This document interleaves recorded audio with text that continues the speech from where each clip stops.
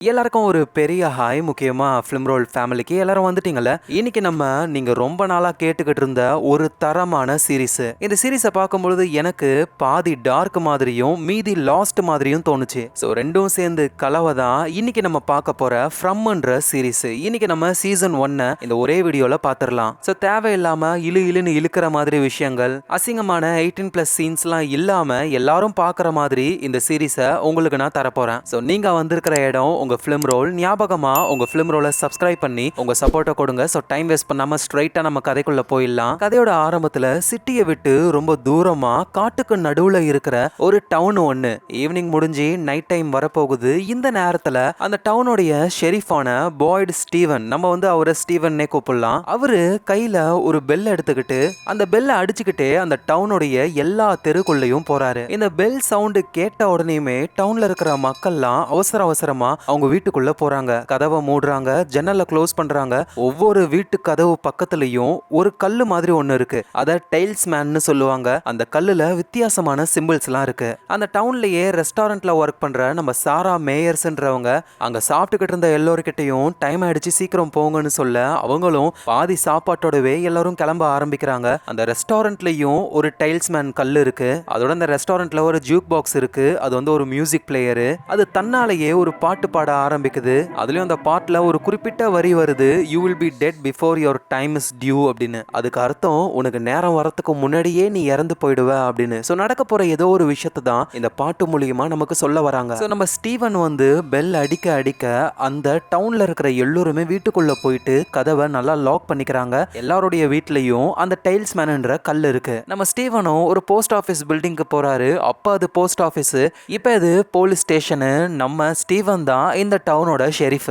ஆபீஸ்க்கு வெளியவே ஒரு போர்டு ஒன்று தொங்குது. 96 நாளா எந்த சம்பவம் நடக்கல அப்படின்னு எழுதிருக்கு. அப்படி என்ன சம்பவம் நடந்திருக்கும்னு எதுவும் நமக்கு தெரியல. ஆனா இந்த டவுன்ல இருக்கிற எல்லோருமே இருட்டுறதுக்குள்ள அவங்கவுங்க வீட்டுக்குள்ள போயிட்டு டோரை க்ளோஸ் பண்ணிக்கிறாங்க. அப்படிதான் அந்த டவுன்ல இருக்கிற ஒரு பாரை க்ளோஸ் பண்ணலான்னு பார்த்தா ஒரு பர்சன், அவரோட பேரு பிராங்க், அவரு நல்லா குடிச்சிட்டு போதையில அங்கேயே படுத்துக்கிட்டு இருக்காரு ஆளு. அந்த பார் ஓனரும் எழுப்ப ட்ரை பண்றாரு, சம போதை. அதனால வேற வழி இல்லாம இதுக்கு மேல வெளியவும் போக முடியாதுன்னு பாரை க்ளோஸ் பண்ணிடுறாரு. எங்க போதையில இருக்கிற பிராங்குக்கு ஒரு ஒய்ஃபும் ஒரு குட்டி பாப்பாவும் இருக்காங்க. அவங்க பிராங்குக்காக வெயிட் பண்றாங்க. அவர் வரவே இல்ல.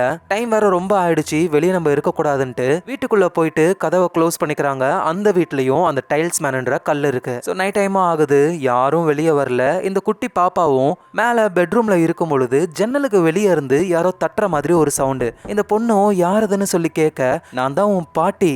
என்னது என் பாட்டியா அப்படின்னு அந்த பொண்ணு ஸ்கிரீன் துணியை விலக்கி பார்த்தா ஜன்னலுக்கு அந்த பக்கம் ஒரு பாட்டி தான் இருக்காங்க. அந்த குட்டி பொண்ணும், ஆனா நீங்க பாக்குறதுக்கு என்னோட பாட்டி மாதிரி இல்லையே. ஆனா என்னதான் இருந்தாலும் நானும் ஒரு பாட்டி தானே, வெளியே எனக்கு ரொம்ப குளிருதுமா, ஜன்னலை தர நான் உள்ள வரட்டுமா? அம்மாவும் அப்பாவும் சொல்லியிருக்காங்க நான் ஜன்னலை திறக்க கூடாதான். அவங்க அப்படிதான் சொல்லுவாங்க, நீ தர, நான் யாருக்கிட்டையும் சொல்ல மாட்டேன் அப்படின்னு அந்த பாட்டி சொல்ல, இந்த நேரத்துல அம்மாவும் வராங்க அங்க. கரெக்டா அப்பதான் அந்த குட்டி பாப்பா ஜன்னலை திறக்கிறதுக்கு போகுது. இதை பாக்குற அம்மாவும் வேணா திறக்காதன்னு கத்துறாங்க. ஆனா அதுக்குள்ள அந்த பாப்பா ஜன்னலை திறக்க வெளியே இருந்த பாட்டியோட முகம் திடீர்னு கொடூரமா மாறி அவ்வளவுதான், அந்த குழந்தையும் அந்த அம்மாவும் அங்கேயே காலி. ஸோ இந்த டவுன்ல நைட் டைம் ஆனாலே இந்த மாதிரி மனுஷங்க மாதிரி இருக்கிற சில கிரியேச்சர்ஸ் இவங்கள அட்டாக் பண்ணும். அதுல இருந்து தப்பிக்க ஒரே வழி வீட்டுக்குள்ள எல்லாத்தையும் க்ளோஸ் பண்ணிக்கிட்டு டைல்ஸ் மேன்ன்ற அந்த கல்லை வச்சுக்கிட்டு இருக்கணும். அப்பதான் இவங்களால பாதுகாப்பா இருக்க முடியும். இந்த குட்டி பாப்பா ஜன்னலை திறந்த உடனேயுமே அவ்வளவுதான், அந்த கிரியேச்சர் உள்ள இவங்கள சாகடிச்சிருச்சு. ஸோ அடுத்த நாள் ஆகுது. போதையில இருந்த பிராங்க் ஆளு அவரோட வீட்டுக்கு வந்துகிட்டு இருக்காரு. ஆனா வீட்டுக்கு வெளியே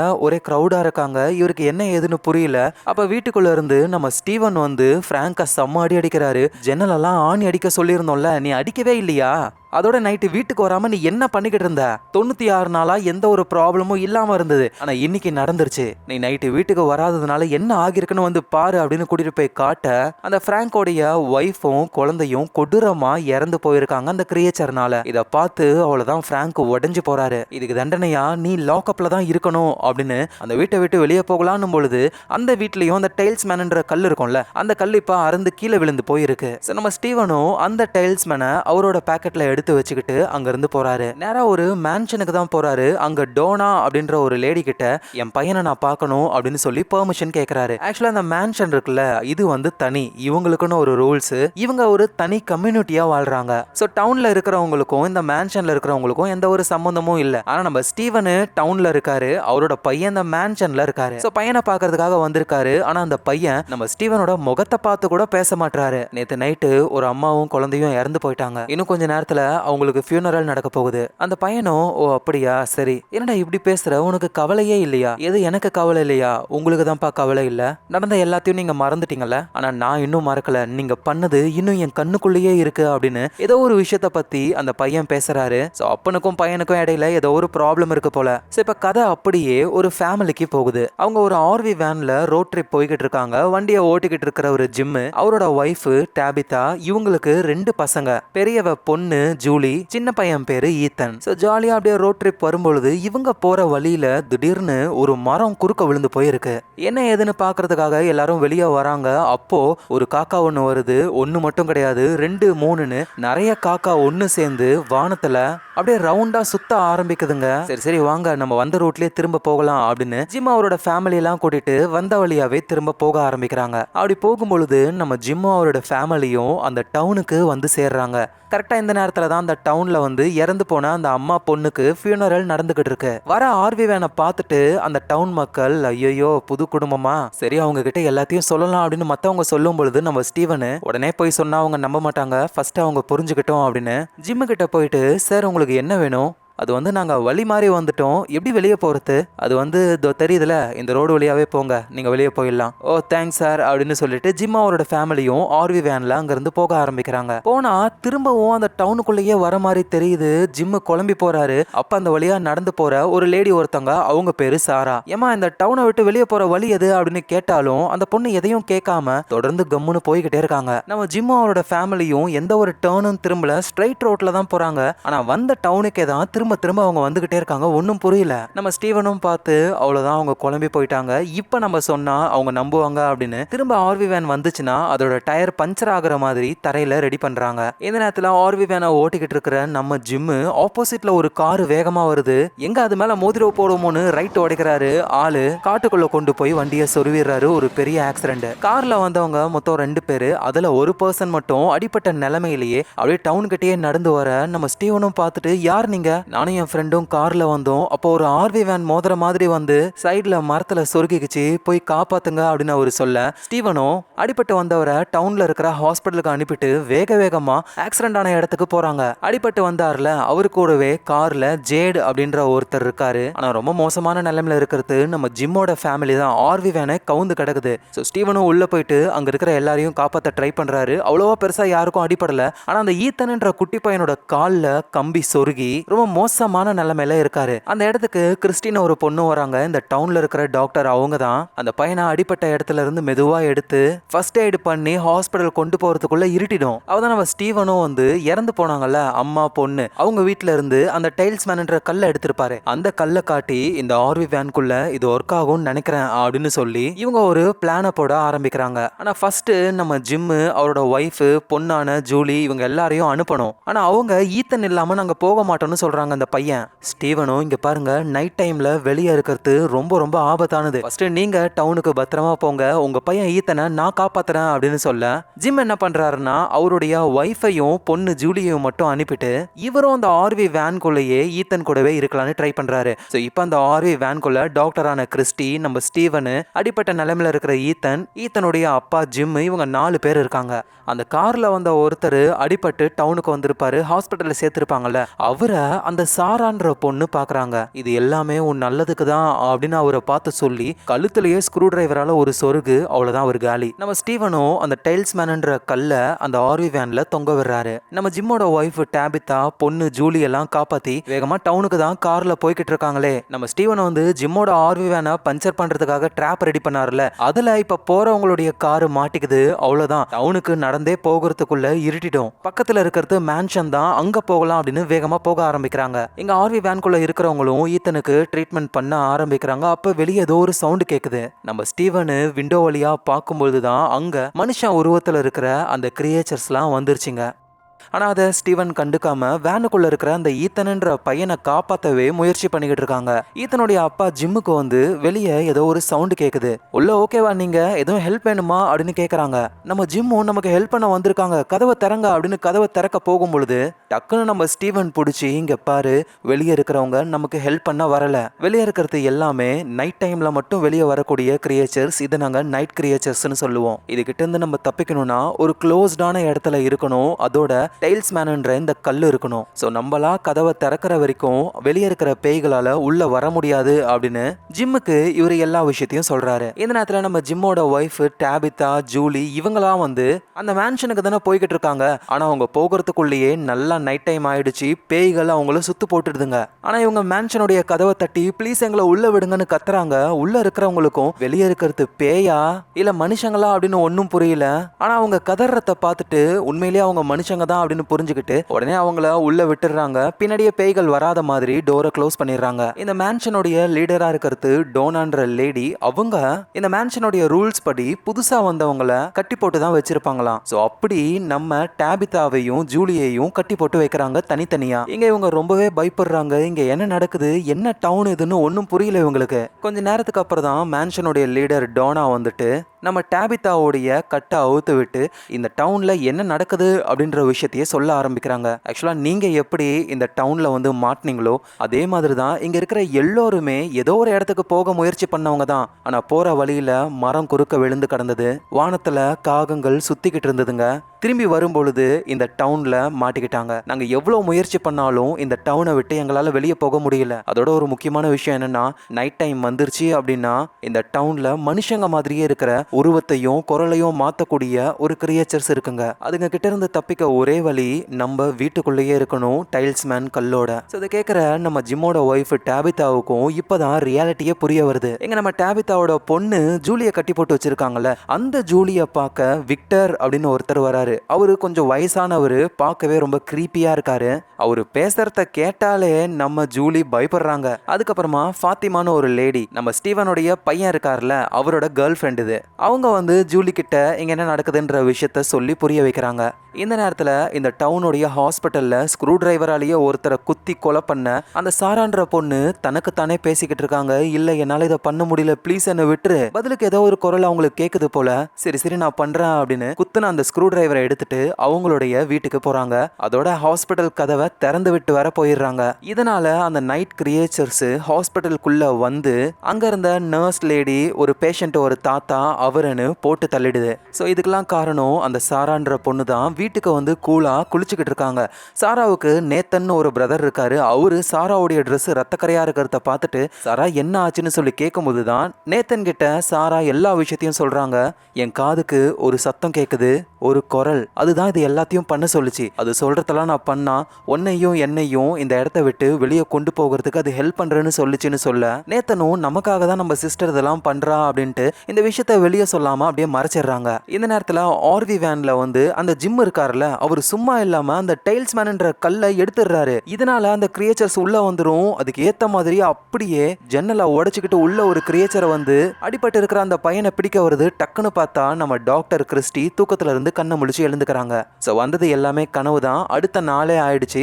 இதுக்கப்புறம் இவங்க வெளியே வரலாம், நோ ப்ராப்ளம். ஸோ ஈத்தனோட உடம்பும் ஓரளவுக்கு பரவாயில்ல. ஈத்தனை கூட்டிட்டு மற்ற எல்லோருமே டவுனுக்கு வராங்க. வந்து பார்த்தா ஹாஸ்பிட்டல் ஓப்பன்ல இருக்கு. எல்லாருக்குமே ஷாக்கு. உள்ள போய் பார்க்கும்போது தான் இருந்த எல்லோருமே இறந்து போயிருக்காங்க. நடந்த சம்பவத்துல ரொம்ப வருத்தப்படுறது கென்னி அப்படின்ற இவரு தான். ஏன்னா இவரோட அப்பா இங்க தான் ட்ரீட்மெண்ட் பார்த்துக்கிட்டு இருந்த ஒரு வயசான ஒருத்தர்.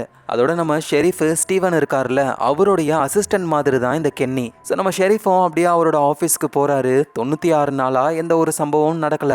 ஆனா இப்ப அடுத்தடுத்த சம்பவம் நடந்ததுனால அதை அப்படியே அழிச்சிட்டு ரொம்ப சோகமா உள்ள போறாரு. இங்க அந்த ஈத்தன்ன்ற பையனும் ஓரளவுக்கு பரவாயில்ல. ஈத்தனுடைய சிஸ்டர் ஜூலியும் கதைலாம் சொல்லி அந்த பையனுடைய மைண்டை நார்மலாக்க ட்ரை பண்றாங்க. ஆனா ஈத்தன் ஜன்னலுக்கு வெளியவே பார்த்துக்கிட்டு இருக்க, அங்க யாரும் இல்ல. ஆனா ஈத்தனோட கண்ணுக்கு அங்க ஒரு பையனோட உருவம் தெரியற மாதிரியும் அது ஈத்தனை பார்த்து அமைதியா அப்படின்னு சொல்லுது. மேபி இது அந்த கிரியேச்சரா இருந்தா அதுங்க நைட் டைம்ல மட்டும் தானே வரும். பகல் டைம்ல வந்திருக்குன்னா இது யாரா இருக்கும்? இந்த விஷயங்கள்லாம் போக போக தான் நமக்கு தெரிய வரும். இந்த ஈத்தனுக்கு இப்படி அடிபடுறதுக்கு காரணம் என்ன? குறுக்க வந்த அந்த காரு தான். அந்த காருக்குள்ள அடிபட்டு வந்த ஒருத்தரை அந்த சாரான்ற பொண்ணு ஸ்க்ரூ டிரைவரால குத்தி காலி பண்ணிட்டாங்க. இன்னொருத்தர் இருப்பார்ல, அவரோட பேர் வந்து ஜேடு. ஆக்சிடென்ட் நடக்கும் பொழுதே ஆளு போதையில இருந்தாரு. இப்பதான் போதை தெளிஞ்சு நான் எங்க இருக்கேன்னு சொல்லி கேட்க மேன்ஷனுடைய லீடரான டோனாவும் இந்த டவுனை பத்தின எல்லா விஷயத்தையும் சொல்றாங்க.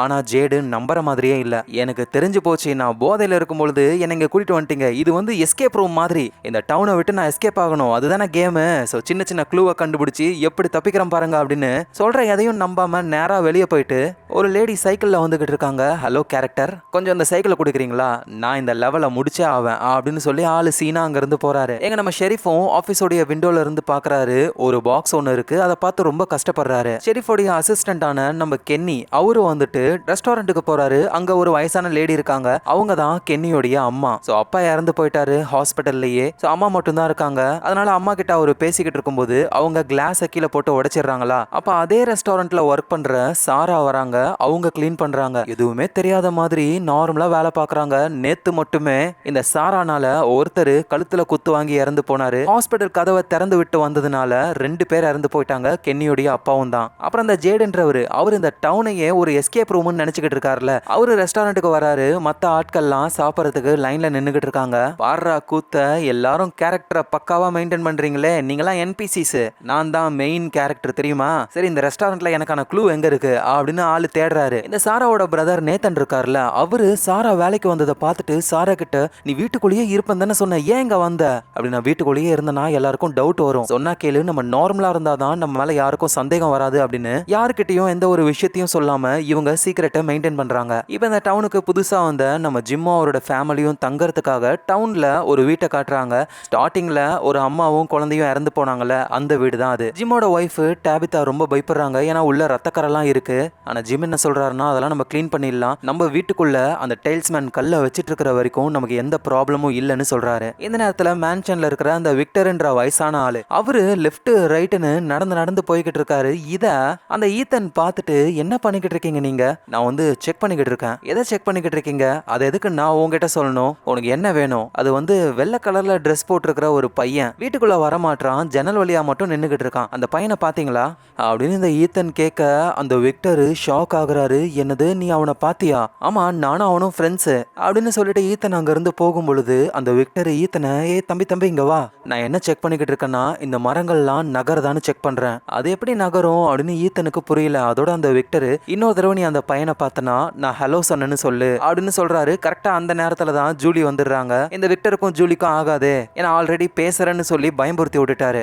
ஈத்தன் உள்ள வா அப்படின்னு ஈத்தனை உள்ள கூப்பிடுறாங்க. இந்த நேரத்துல நம்ம ஜேடு சைக்கிள் ஓட்டிக்கிட்டு டவுனுக்கு பின்னாடி இருக்கிற ஒரு பங்கருக்கு வராரு. இந்த இடத்துல கண்டிப்பா ஒரு க்ளூ இருக்கும், இந்த எஸ்கேப் ரூமை விட்டு நம்ம தப்பிக்கலாம் அப்படின்னு ஆளு உள்ள போய் பார்த்தா ஒரு பெரிய பாறை ஒண்ணு ஒருத்தர் மேல விழுந்து போயிருக்கு. இறந்து போனவர் திடீர்னு ஜேட பார்த்து கத்துவாராம். பயந்து போய் கீழே விழுந்துடுறாரு. கரெக்டா ஜேடுக்கு மேல சீலிங்ல ஒரு வித்தியாசமான சிம்பிள் இருக்கு. இதெல்லாம் பார்த்து இவர் பயந்து போக டக்குன்னு பார்த்தா அந்த கல்லு, இறந்து போன ஆளு, சிம்பிள்னு எல்லாமே மறைஞ்சு போகுது. அடடா, நம்ம நினைச்சதை விடவே இந்த கேம் வேற லெவல்ல இருக்கே அப்படின்னு தெரிச்சுக்கிட்டு ஆள் அங்க இருந்து வந்துடுறாரு. ஸ்டார்டிங்ல ஒருத்தர் குடிச்சு பார்லயே இருந்ததுனால அவரோட ஒய்ஃபும் பொண்ணும் இறந்து போயிட்டாங்க. சோ அவங்க சாவுக்கு காரணம் அந்த குடிகாரர் தான். அவருக்கு தண்டனை கொடுக்கணும் அப்படின்றதுக்காக தான் ஒரு பாக்ஸை ஏற்பாடு பண்ணிருக்காங்க. அந்த பாக்ஸ்ல டைல்ஸ்மேன் கல்லு இல்லாததுனால பேய்கள் வந்து நைட்ல அந்த பாக்ஸ்குள்ள இருக்கிறவங்கள பிடிச்சு சாகடிச்சிரும். சோ அந்த குடிகார பிராங்க அந்த பாக்ஸ்குள்ள போட்டு இன்னைக்கு நைட்டு சாகடிக்க போறாங்க. இதை நம்ம ஷெரீஃப் தான் பண்ண போறாரு. ஆனா ஷெரீஃபுக்கு ஒரு மாதிரி இருக்கு, அந்த பாக்ஸ்ல உட்காந்துக்கிட்டு ஆளு ரொம்ப ஃபீல் பண்றாரு. சோ அதனால அந்த பிராங்க் கிட்டே போயிட்டு, இங்க பாரு, என்னால உன்னை கொல்ல முடியாது, இந்த டைல்ஸ்மேன் கல்லு, இதை வச்சுக்கிட்டு இந்த டவுனை விட்டு எங்கேயாவது போயிட்டு அந்த கிரியேச்சர்ஸ் கிட்ட இருந்து மறைஞ்சு வாளுன்னு சொல்றாரு. அதுக்கப்புறமா இங்க ஒரு மீட்டிங் நடக்குது. புதுசா வந்திருக்காங்கல்ல நம்ம ஜிம்மு, அவரோட ஒய்ஃப் டேபிதா, அவங்க பசங்க ஜூலி, ஈத்தன், இவங்க 4 பேருமே எங்க தங்கணும், டவுன்லயா இல்ல மேன்ஷன்லயா அப்படின்னு முடிவெடுக்கணும். ஸோ ஒரு இடத்துல கல்லும் பூக்களும் இருக்கு. கல் எடுத்தாங்கன்னா அவங்க டவுன்ல இருக்கலாம், பூ எடுத்தாங்கன்னா அவங்க மேன்ஷனுக்கு போகணும். அப்பதான் திடீர்னு அந்த குடிகாரரு பிராங்க் வராரு. அவரு, ஷெரீஃப் என்கிட்ட இந்த டைல்ஸ்மேன் கல்லை கொடுத்து எங்கேயாவது மறைஞ்சு வாழ்னு சொன்னாரு. அது அவரோட நல்ல மனசை காட்டுது. ஆனா என்னோட ஒய்ஃப் குழந்தைங்களை இழந்து நான் மட்டும் உயிரோட இருந்து என்ன பண்ண போறேன்? எனக்கு இந்த வாழ்க்கையே வேணாம், எனக்கு தயவு செஞ்சு தண்டனையை கொடுங்க அப்படின்னு அந்த டைல்ஸ்மேன் கல்ல பேய்கள்ல நம்ம ஷெரீஃப் கிட்டயே அவரு கொடுத்துறாரு. இத பார்த்து குபீர்னு ஒருத்தர் சிரிப்பாராம். எல்லாருக்கும் ஷாக்கு. யாரான்னு பார்த்தா ஜேடு தான். என்னங்கடா கேமுக்குள்ள இந்த மாதிரி எமோஷனல் சீன்லாம் வைக்கிறீங்க, சும்மா வேற லெவல்னு சொல்ல கடுப்புல இருக்கிற ஷெரீஃப் அப்படியே ஜேட பிடிச்சி இதுல இருந்து ஏதாவது ஒன்றத்தை சூஸ் பண்ணு, ஏன்னா நீயும் நியூ கமர் தான் அப்படின்னு கையை போட்டு முறுக்க சரி சரி அப்படின்னு கல்ல எடுத்துறாரு. இனிமே நீ டவுன்ல தான் இருக்கணும் அப்படின்னு சொல்லி கென்னி கிட்ட அனுப்பி, கென்னி இவனுக்கு புரிய வையே, நான் பாத்துக்கிறேன் ஷெரீஃப் அப்படின்னு கென்னி ஜேட கூட்டிட்டு போறாரு. எங்க நம்ம ஜிம்மோட ஃபேமிலியும் அவங்க எங்க தங்கணும் அப்படின்றத சூஸ் பண்ண வேண்டிய நேரம். நம்ம ஜிம்மு, அவரோட ஒய்ஃப் டாபிதா, குட்டி பையன் ஈத்தன், இவங்க எல்லாருமே கல்ல சூஸ் பண்ணி டவுன்ல இருக்கலாம்னு முடிவு பண்றாங்க. ஆனா பொண்ணுக்காரி ஜூலி பூவை சூஸ் பண்ணி அவங்க இனிமே மேன்ஷன்ல தான் இருக்க போறாங்க. இதனால அப்பா அம்மாவான ஜிம்மும் டாபிதாவும் ரொம்ப கோவப்படுறாங்க. நம்ம ஷெரீஃபும் யாரு எங்க சூஸ் பண்றாங்களோ அங்கதான் இருக்கணும், நீங்க ஒன்றும் கவலைப்படாதீங்க, என் பையனும் அங்கதான் இருக்கான், ஸோ மேன்ஷனும் இங்க இருந்து ரொம்ப தூரம்லாம் கிடையாது, அதனால பயப்பட வேணாம்னு சொல்றாரு. எங்க நம்ம கென்னி அந்த ஜேட கூட்டிட்டு போய்கிட்டு இருக்காரு. எங்க கூட்டிட்டு போறீங்க, ஏதாவது முக்கியமான க்ளூவா? ஆமா ஆமா, ஒரு கேரக்டரை காட்டணும். ஓ முக்கியமான கேரக்டரா, யார் அது, வந்து நீயே பாரு அப்படின்னு ஒரு சமாதியை தோன்றாரு கென்னி. உள்ள இருக்கிற பெணத்தோடைய முகத்தை பார்த்தா நம்ம ஜேடோட ஃப்ரெண்டு. இவன் என் உயிர் நண்பனாச்சே, இவனும் கேரக்டரா, எப்படி இவ்வளவு நேரம் மூச்சு அடைச்சுக்கிட்டு உள்ள இருந்தான்? எது மூச்சு அடக்கி இருந்தானா? டேய் அவன் மொத்தமா போயிட்டான்டா, செக் பண்ணி பாருன்னு சொல்ல இப்பதான் ஜேடுக்கு புரிய வருது. அப்படின்னா இவங்க எல்லாரும் சொல்றது உண்மைதான், தப்பிக்கவே முடியாத ஒரு டவுன்ல நம்ம மாட்டிக்கிட்டோன்னு ஜேடு எல்லாத்தையும் புரிஞ்சுக்கிறாரு. ஸோ நைட் டைம் ஆகுது. எல்லோருமே அவங்க வீட்டுக்குள்ள போயிட்டு பாதுகாப்பா இருக்க ஆரம்பிக்கிறாங்க. அந்த போதக்காரரான பிராங்க் மட்டும் அந்த பாக்ஸ்குள்ள போயிடுறாரு. கரெக்டா அந்த நேரத்துல ரெஸ்டாரண்ட்ல இருக்கிற அந்த மியூசிக் பாக்ஸ் தன்னாலேயே பிளே ஆகுது. நடக்க போற சம்பவத்துக்கு ஏத்த மாதிரி கரெக்டான பாட்டை அது பிளே பண்ணுது. ஸோ எல்லாரும் ரூம்குள்ள போயிடுறாங்க. பாக்ஸ்குள்ள இருக்கிற அந்த பிராங்க் பயத்துல இருக்காரு. அவரை சுத்தி அந்த பேய்கள் வர மாதிரி தெரியுது. டக்குன்னு அந்த பாக்ஸையே உடைச்சுக்கிட்டு வந்து அவரை போட்டு தள்ளிடுதுங்க. ஸோ அடுத்த நாள் ஆகுது. இறந்து போன அந்த ஃப்ராங்கோடைய உடம்ப நம்ம ஷெரீஃப் வந்து கிளியர் பண்ணுற வேலையை பார்க்குறாரு. ஜிம்மும் அவரோட ஒய்ஃப் டாபிதாவும் ரொம்ப கஷ்டப்படுறாங்க. ஏன் அப்படின்னா ஜூலி வந்து இவங்க கூட இருக்கணும் அப்படின்னு நினைக்காம மேன்ஷனை சூஸ் பண்ணிட்டாங்கல்ல. ஸோ டாபிதாவும் நான் நம்ம பொண்ணு ஜூலி கிட்ட பேசுகிறேன், நீங்கள் நம்ம பையன் ஈத்தனை கூட்டிகிட்டு போயிட்டு ரெஸ்டாரண்ட்டில் சாப்பாடு வாங்கி கொடுங்க அப்படின்னு சொல்ல ஜிம்மும் ஈத்தனை கூட்டிகிட்டு ரெஸ்டாரண்ட்டுக்கு வராரு. அங்கே சாரா தான் வந்து இவங்க ரெண்டு பேரையும் வெல்கம் பண்ணி ஃபுட்டு கொடுக்க போகிறாங்க. இந்த நேரத்தில் அந்த ஜேடு இருக்கார்ல, அவரு அந்த பங்கர் கிட்ட தான் இருக்காரு. கென்னியும் அங்கே வந்து டே இங்க என்னடா பண்ற, இந்த பங்கருக்குள்ள ஒரு பெரிய பாறையில ஒரு ஆள் சிக்கிக்கிட்டு இருந்தான், அவன் திடீர்னு என்ன பார்த்து கத்தனா, கீழே விழுந்த, மேல பார்த்தா வித்தியாசமான சிம்பிள் இருந்தது, ஆனா உடனே இது எல்லாமே மறைஞ்சு போச்சு அப்படின்னு சொல்றாரு. ஆனா கென்னி கண்டுக்கிற மாதிரியே இல்ல.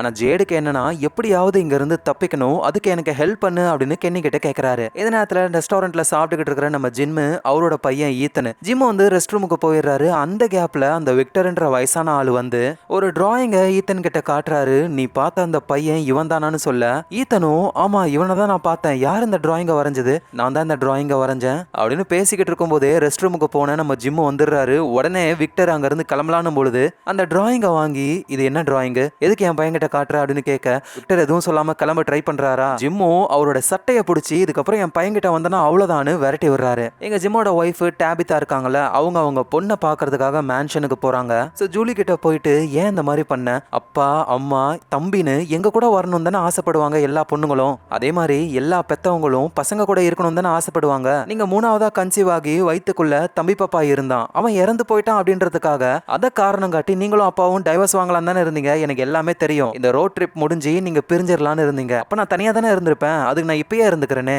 அப்படின்னு ஜூலி சொல்ல டாபிதாவால எதுவும் பேச முடியல. எங்க நம்ம கென்னி வந்து ஜேட ஆபீஸ்க்கு கூட்டிட்டு போயிட்டு மேப்பை காமிச்சு இங்க பாடுறா, இங்க இருக்கிற எல்லோருமே வேற வேற ஊரை சேர்ந்தவங்க, என் மூஞ்ச பாரு நான் கொரியாக்காரன், வேற ஒரு நாட்டை சேர்ந்தவன், ஆனா எல்லோருமே அந்த மரத்தையும் காக்காவையும் பார்த்து இந்த டவுனுக்குள்ள வந்திருக்கோம். ஸோ இங்க இருந்து தப்பிக்கிறது அவ்வளோ ஈஸியான விஷயம் கிடையாது. ஆனா ஜேடு நான் எப்படியாவது முயற்சி பண்ணிக்கிட்டே இருப்பேன், எல்லாரையும் இங்க இருந்து காப்பாத்துவேன்னு சொல்ல அப்ப கென்னி பக்கத்துல இருந்த ரேடியோ வந்துட்டு சவுண்டு கேட்க ஆரம்பிக்குது. என்னது அது சவுண்டு கேட்குது, அது அப்படிதான் சும்மா சவுண்டு கேட்கும். ஆனா ஜேடு வந்துட்டு இந்த ரேடியோ மூலியமா தப்பிக்க முடியும்ட்டு அதை சரி பண்றதுக்காக அதை எடுத்துட்டு போயிடுறாரு. அப்புறம் ஜூலி மேன்ஷன்லேயே தான் இருக்க போறாங்க, நமக்குள்ள டைவர்ஸ் ஆக போகுதுன்ற விஷயம் ஜூலிக்கு தெரியும், அதனாலதான் அவ இந்த முடிவை எடுத்திருக்கா அப்படின்னு ஜிம் கிட்ட சொல்றாங்க டாபிதா. இப்படி இவங்க பேசிக்கிட்டு இருக்கிற கேப்ல திரும்பவும் விக்டர் என்ன பண்றாருன்னா அந்த ஈத்தனை பின்பக்கமா வர சொல்லி நம்ம ரெண்டு பேரும் காட்டுக்குள்ள போகணும், அந்த பையனை பார்க்கலாம் அப்படின்னு சொல்ல ஈத்தனும் விக்டர் கூடவே அப்படியே காட்டுக்குள்ள நடந்து போறாங்க. எங்க நம்ம ஷெரீஃப் வந்துட்டு அந்த பேய்களால இறந்து போயிட்டாருல பிராங்க், அந்த பாக்ஸை வந்து சரி பண்றாரு. அப்ப இந்த டவுன்ல இருக்கிற ஃபாதர் ஒருத்தர், எங்க பாரு யாரும் சாக கூடாதுன்னு நீ நினைக்கிற விஷயம் எனக்கு புரியுது, இதை ஏன் பண்றோன்னு எனக்கு தெரியும், நடந்த எதுக்கும் நீ காரணம் கிடையாதுன்னு சொல்ல உடனே ஷெரீஃப் பயங்கரமா கோவப்படுறாரு. ப்ளீஸ் அதை பத்தி பத்தி பேசாதீங்க அப்படின்னு. சோ ஏதோ ஒரு விஷயம் நடந்திருக்கு. அந்த விஷயத்தினால தான் நம்ம ஷெரீஃபுக்கும் அவர் பையனுக்குமே பெரிய ப்ராப்ளம் வந்து பிரிஞ்சிருக்காங்க. அது என்னன்னு போக போக நமக்கு தெரிய வரும். எங்க காட்டுக்குள்ள போய்கிட்டு இருக்கிற அந்த ஈத்தனும் விக்டரும் அந்த வெள்ளை கலர் ட்ரெஸ் போட்ட குட்டி பையனை பாத்துறாங்க. அந்த பையனை ஃபாலோ பண்ணியே காட்டுக்குள்ள போக இங்க ஈத்தன் காணோன்ற விஷயம் ஜிம்முக்கும் டேபிதாவுக்கும் தெரிய வந்து அவங்களும் தேட ஆரம்பிக்கிறாங்க. எங்க விக்டரும் ஈத்தனும் காட்டுக்குள்ள ஒரு வித்தியாசமான மரம், அந்த மரத்துல ஒரு ஓட்டை இருக்கு. ஈத்தன் இதை பாரு அப்படின்னு சொல்லி ஒரு கல்லுல ஸ்மைலி மாதிரி வரைஞ்சி அத அந்த மரத்துல இருக்கிற ஓட்டையில தூக்கி போட கொஞ்ச நேரம் வெயிட் பண்றாங்க. டக்குன்னு பார்த்தா வேற ஏதோ ஒரு இடத்துல இருந்து அதே கல்லு கீழே விழுது. ஈத்தனுக்கு புரியல, மரத்துக்குள்ள போட்ட கல்லு எப்படி இங்க இருந்து வருது? அதெல்லாம் யாருக்கும் தெரியாது. கல்லு மட்டும் கிடையாது, மனுஷங்க கூட இதுக்குள்ள போக முடியும். ஆனா அவங்க எங்க வருவாங்கன்னு யாருக்கும் தெரியாது. அவ திடீர்னு அந்த விக்டருக்கு சில இல்யூஷன் வர ஆரம்பிக்குது. அந்த வெள்ளை கலர் ட்ரெஸ் போட்ட பையன் ஜாலியா விளையாடிக்கிட்டு இருக்கிற மாதிரியும் ஒரு ஜெர்மன் ஷெப்பர்ட் டாக் இருக்கிற மாதிரியும் தோணுது. பார்த்தா அந்த காட்டுக்குள்ளேயே அந்த டாக் இருக்கு. அந்த டாகோட சவுண்ட் இவங்களுக்கு மட்டும் கிடையாது, ஈத்தனை தேடி வர நம்ம ஜிம்மு டேபிதாவுக்கும் கேக்குது. டக்குன்னு ஒரு கன் சவுண்டு. விக்டர் தான் ஷூட் பண்ணிருக்காரு. அந்த டாக் பயந்து ஓடிடுது. அந்த சவுண்டை கேட்டு ஃபாலோ பண்ணி வந்து ஈத்தனையும் அவங்க கண்டுபிடிச்சிடுறாங்க. கூட இந்த விக்டர் இருக்காரு. விக்டர் கையில கன் இருக்கிறதுனால எதுவும் பண்ண முடியல. விக்டர் அங்க இருந்து எஸ்கேப் ஆயிடுறாரு. நேரா அவரோட வீட்டுக்கு வந்துட்டு நிறைய டிராயிங் வரைஞ்சு வச்சிருக்காரு. இன்னும் சொல்ல போனா இந்த விக்டர் சின்ன குழந்தையா இருக்கும் பொழுதே இந்த டவுனுக்கு வந்தாரு. ஆனா அப்படி டவுனுக்கு வரும் பொழுது ரோட்ல எல்லா மக்களும் இறந்து போய் இருந்திருக்காங்க. அப்ப அங்க இருந்தது வந்து அந்த வெள்ளை கலர் ட்ரெஸ் போட்ட அந்த பையனும் இந்த ஜெர்மன் ஷெப்பர்டுன்ற டாகும் தான். இந்த விஷயங்கள் எல்லாம் வந்து சின்ன வயசுல இருந்தே இவர் டிராயிங்கா வரைஞ்சிருப்பாரு. ஆனா ஒரு விஷயம் மட்டும் விக்டருக்கு தோணுது, ஏதோ ஒரு சம்பவம் நடக்க போகுது அப்படின்னு. எங்க ஜிம்மு வந்து ஷெரீஃப் கிட்ட நடந்த விஷயத்தெல்லாம் சொல்ல, நீங்க ஒன்றும் கவலைப்படாதீங்க, விக்டர் மேன்ஷனை சேர்ந்தவன், மேன்ஷனுடைய லீடர் டோனா கிட்ட நான் எல்லாத்தையும் சொல்றேன் அப்படின்னு லஞ்ச் சாப்பிட்றதுக்காக ரெஸ்டாரண்ட்டுக்கு போறாங்க. அங்க சாப்பிட்டுக்கிட்டு இருக்கும்போது அந்த மியூசிக் பாக்ஸை பத்தி டேபிதா கேட்க, நம்ம ஷெரீஃபும் இது வந்து நாங்களாம் ஆப்ரேட் பண்ண முடியாது, அதுவா எப்பயாவது சாங் பாடும், எப்படி அது பாடுதுன்னு கூட எங்களுக்கு தெரியாதுன்னு சொல்றாரு. இந்த நேரத்துல அந்த சாரா பொண்ணு அங்கதான் இருக்காங்க. ரெஸ்டாரண்ட்ல தானே ஒர்க் பண்றாங்க அவங்க. அப்போ திடீர்னு அவங்களோட கையில அப்படி கிழிச்ச மாதிரியே அந்த பையனை கொலை பண்ணு அப்படின்னு வருது. யாரு? நம்ம ஈத்தனை சாரா கொலை பண்ணணுமா? ஏதோ ஒரு வாய்ஸ் அவங்க கிட்ட சொல்லிக்கிட்டு இருந்தது. இப்ப கையை கிழிச்சு ஆர்டர் போட ஆரம்பிக்குது. டக்குன்னு சாராவோட உடம்பு ஒரு மாதிரி பண்ண ஆரம்பிக்குது. அங்கேயே கீழே விழுந்துடுறாங்க. எல்லாரும் என்னன்னு சொல்லி ஓடி வந்து பாக்குறாங்க. இதே நேரத்துல மேன்ஷன்ல அந்த விக்டர் சவக்குழிய தோண்டிக்கிட்டு இருக்காரு. அதுவும் நிறைய. மேன்ஷனுடைய லீடரான டோனாவும் விக்டர் நீ என்ன பண்ணிக்கிட்டு இருக்க அப்படின்னு சொல்லி கேட்க, இந்த தடவை நான் முன்கூட்டியே பண்ணணும்னு ஆசைப்படுறேன் அப்படின்னு சொல்றாரு. ஏன்னா விக்டர் இந்த டவுன்ல ரொம்ப காலமா இருந்தவர். சின்ன வயசுல இருந்தே நிறைய பேர் கொத்து கொத்தா இறந்து போனதெல்லாம் பார்த்திருக்காரு. அதே மாதிரி ஒரு சம்பவம் நடக்க போகுது. இவங்கெல்லாம் இறந்ததுக்கு அப்புறம் பள்ளத்தை தோன்றதுக்கு முன்கூட்டியே தோன்ற வேலையை தான் பண்ணிக்கிட்டு இருக்காரு. ஸோ சாராவுக்கு உடம்பு முடியல. டவுனில் இருக்கிற அந்த ஹாஸ்பிட்டலில் நம்ம டாக்டர் கிறிஸ்டி பார்த்துக்கிறாங்க. இப்போ சாராவுக்கு ஓகே தான். சாராவை பார்க்கறதுக்கு அவங்க பிரதரான நேத்தன் வருவார். ஆனால் சாரா என்ன சொல்கிறாங்கன்னா, ப்ளீஸ் என் பிரதரை உள்ளே விடாதீங்க, நான் கொஞ்சம் ரெஸ்ட் எடுக்கணும்னு சொல்கிறாங்க. ஸோ அதே மாதிரி நம்ம ஷெரீஃபும் வந்து சாராவுடைய பிரதர்கிட்ட இந்த மாதிரி அவர் ரெஸ்ட் எடுக்கணும், நாளைக்கு அவளை வந்து பாருன்னு சொல்லி அனுப்பி விட்டுறாரு. எங்க நம்ம ஜிம்மோட வீட்டில் அந்த குட்டி பையன் ஈத்தன் ரொம்ப சோகமாக இருக்கான். ஏன்னா சாராவுக்கு இந்த மாதிரி ஆயிடுச்சுன்ட்டு. ஜிம்மும் சமாதானப்படுத்துறதுக்காக இங்கே பாரு, இந்த வீட்டோடைய வால் ஃபுல்லாகவே இனிமேல் நம்மளுக்கு ஒரு போர்டு மாதிரி, நமக்கு எந்த விஷயம் தெரியும் தெரியாது கேள்விகள் எல்லாத்தையும் இதில் தான் நம்ம எழுத போறோம் அப்படின்னு இவர் ஒரு விஷயத்தை எழுதுறாரு. நம்ம எங்க இருக்கோம் அப்படின்னு. இந்த நேரத்தில் சாரா ஹாஸ்பிட்டல்ல இருக்காங்க. அவங்க கையில அப்படியே கிழிஞ்ச மாதிரியே அந்த பையனை கொல்லுன்னு திரும்ப திரும்ப வந்துகிட்டே இருக்கு. ஆனா இது தப்புன்னு அவங்களுக்கு தோணுது. அப்பதான் டாக்டர் கிறிஸ்டி கிட்ட இந்த மாதிரி இங்க இருக்கிற எல்லாரையும் காப்பாற்ற ஒரு வழி கிடைக்குது, ஆனா அதுக்காக ஒரு உயிர் போகணும் அப்படின்னா இதுக்கு நீங்க ஓகே சொல்லுவீங்களா அப்படின்னு கேட்க, இவ்வளவு பேர் தப்பிக்கிறது ஒரு நல்ல விஷயம் தான், ஆனா அதுக்காக ஒரு கெட்டது நடக்குதுன்னா பரவாயில்லன்னு சொல்றாங்க. இதை கேட்ட உடனேயுமே நம்ம சாராவும் ஓகே அந்த பையனை கொல்லலாம் அப்படின்னு தோணுது. யார் அந்த பையன்? நான் தான் அந்த பையன்ற மாதிரி. அது நம்ம ஈத்தன் தான். ஈத்தனோட வீட்டுல நம்ம ஜிம்மும் அவரோட ஒய்ஃபும் வீடு ஃபுல்லாவே நிறைய விஷயங்களை எழுதிருக்காங்க, மனசுல தோன்ற கேள்விகள்னு எல்லாத்தையும். அப்பதான் டேபிதா வந்துட்டு எனக்கு ஒரு கேள்வி இருக்கு, அதை எழுதலான்னு தோணுது, ஆனா அந்த கேள்விக்கான பதில் நான் தெரிஞ்சுக்க விரும்பல அப்படின்னு சொல்றாங்க. அப்படின்னா கேள்வி உனக்குள்ள அப்படின்னு இவருக்கு புரியல. எங்க சாராவும் ஹாஸ்பிட்டலை விட்டு வெளியே வந்துடுறாங்க. கரெக்டா அப்ப அவங்களுடைய பிரதர் நேத்தனும் அங்க வராரு. ஆனா சாரா வந்து அவங்க பிரதர் கிட்ட எதையும் பேசாம என்ன ஃபாலோ பண்ணாத, எல்லாருடைய நல்லதுக்காக தான் இதை பண்றேன் அப்படின்னு சொல்றாங்க. இங்க நம்ம ஜேட் இருக்காருல, ரேடியோவை கையில வச்சுக்கிட்டு பாருக்கு போறாரு. அங்க இருந்து ஒரு ட்ரிங்க்ஸை குடிச்சா அவருக்கு சுத்தமா பிடிக்கவே இல்ல. என்ன கன்றாவி இது, டே இது பொட்டேட்டோல செஞ்ச ஓட்கா, என்ன பிடிக்கலையா?